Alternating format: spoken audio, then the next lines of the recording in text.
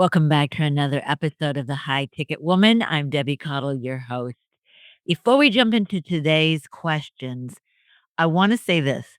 Some of the best podcast episodes come from real life situations, questions that people are wrestling with quietly or not so quietly in their marriages, but they don't always know what to do about them, how to even name what the real problem is. So, as you listen today, I want you to notice what part of today's questions resonates with you, if any?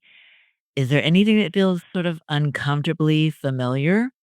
And if you have a question you'd like me to address in this podcast in a future episode, please reach out to me, leave a comment.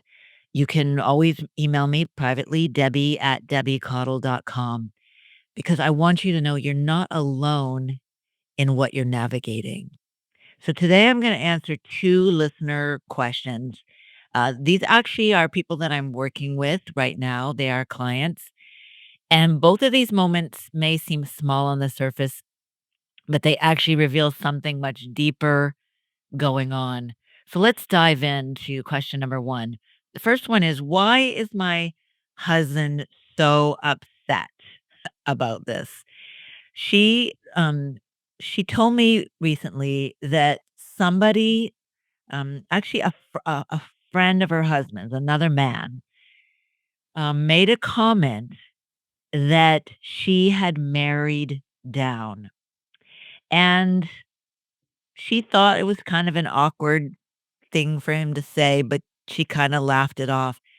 But her husband was really actually quite upset by it, and later he was angry with her for making light of the comment. And she says, "I don't understand why he's taking this so personally. Why would this bother him so much? It wasn't that big of a deal." Well, this this is an important question because on the surface, it might seem like he's really overreacting, but when you really slow it down, what's happening here isn't just about the comment, it's about the meaning behind the comment. Because you see, for many men, this doesn't land as a joke like it did with her. This feels like a threat to his identity, okay?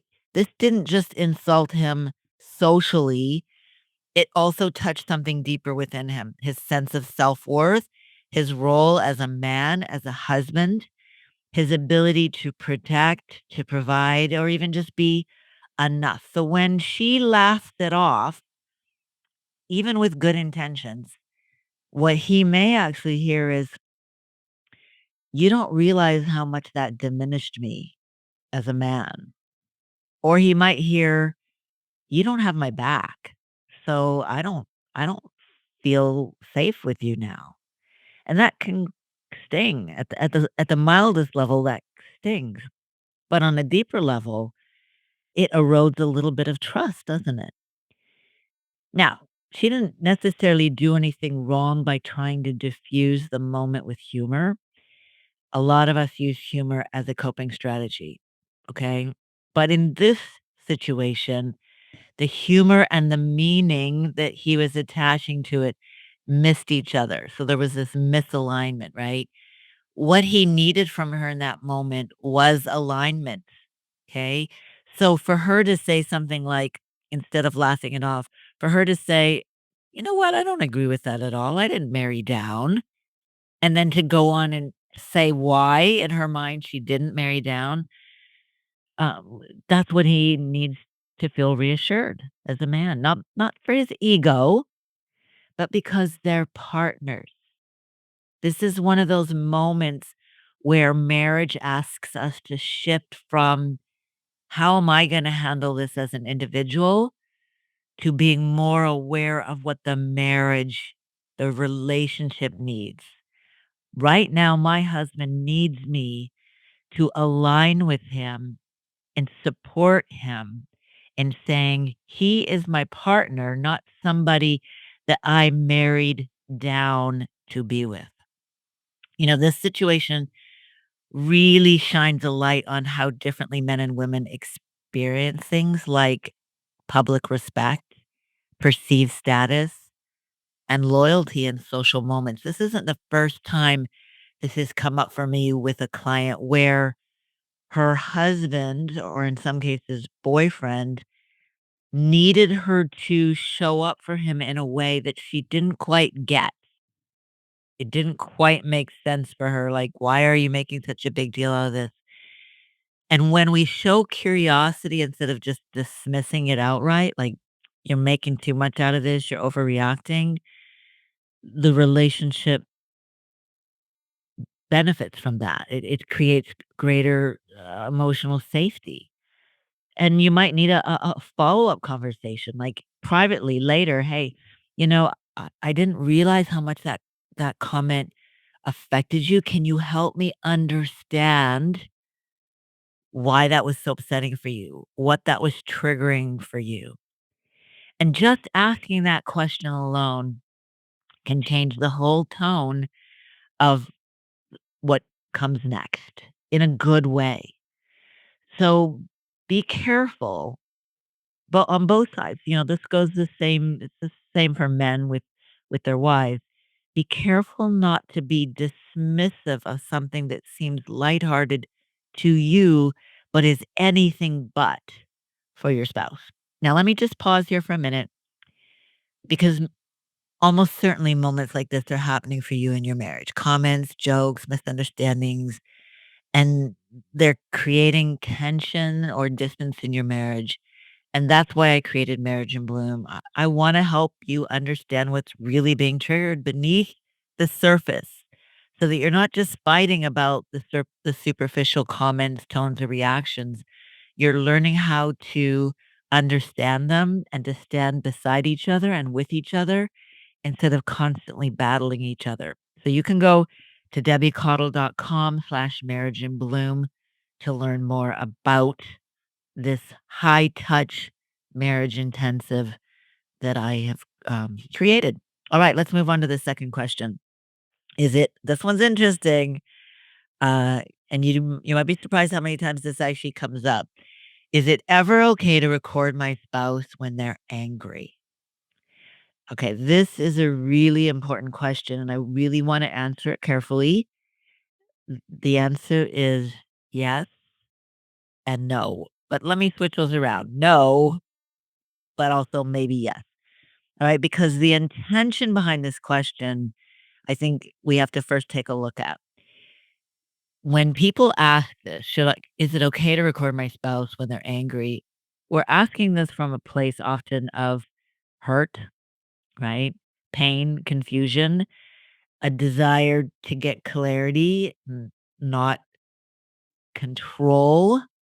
Or maybe it's the desire to get control, not clarity. The key there is what is your intention, okay, behind recording. When your spouse gets angry and says really hurtful things and then later minimizes it or claims to not remember, it can feel really, really invalidating. So I hear this a lot. I tell my spouse that what they've said or done really hurt me, upset me, and they say, "I didn't say that.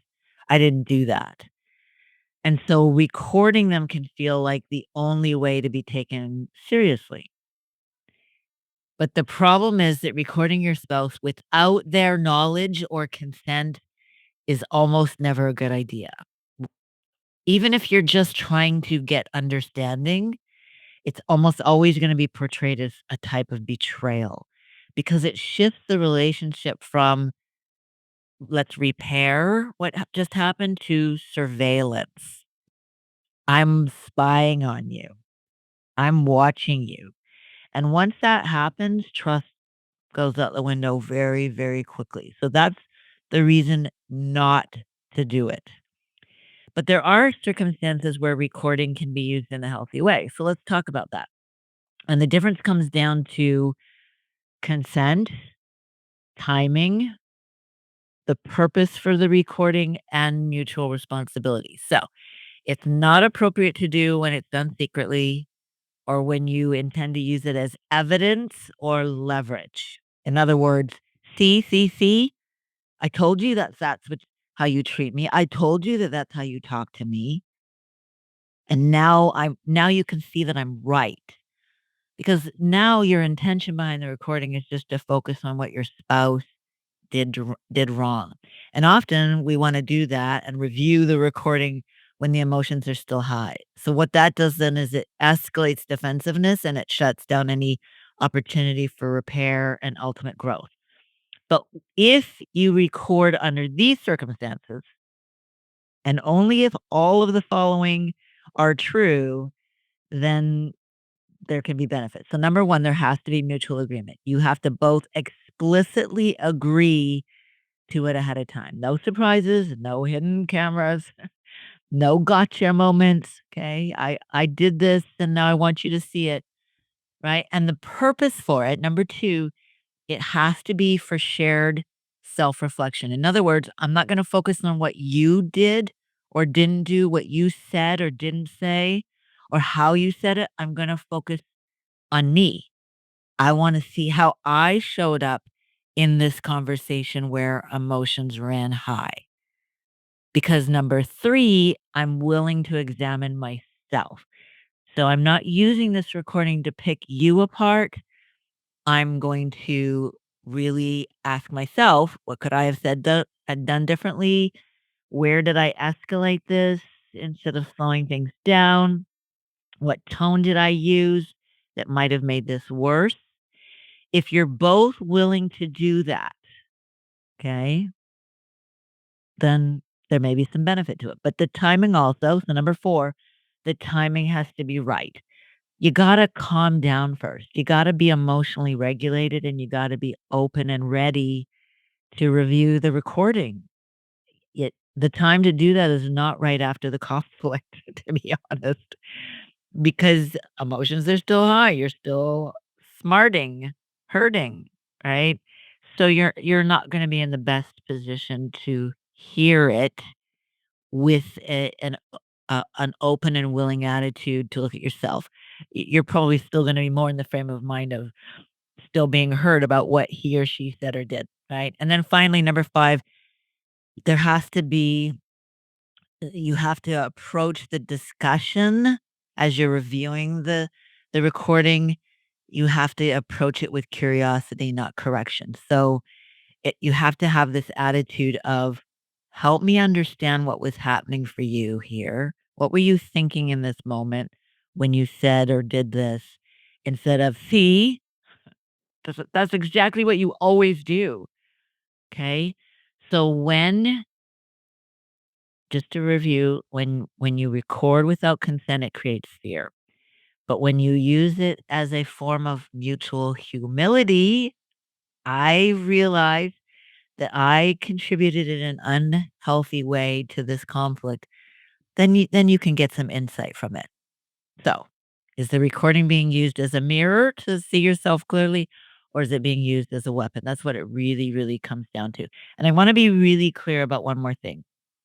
If your spouse is unwilling to take responsibility, unwilling to reflect on themselves, unwilling to engage in repair with you, recording them won't fix that. Okay. At that point, what's needed is structure, support, and yeah, often some professional help, not more proof that you're right and they're wrong. So, a safer alternative than recording might be just learning how to pause between heated conversations and then revisiting them later when you are both calmer, and then being able to name what's happening. Do you see the pattern? Can you talk about the pattern in a calm way? And then get help navigating this reactivity that's going on both sides. That's often where real change begins to happen, not by recording. All right, before we close, I want to say this clearly. Both of these questions point to a deeper need. Hopefully, you've been able to see that. And that need is to feel protected and understood and safe in your marriage. And the smallest, I'm using air quotes here, the smallest things can begin to erode that.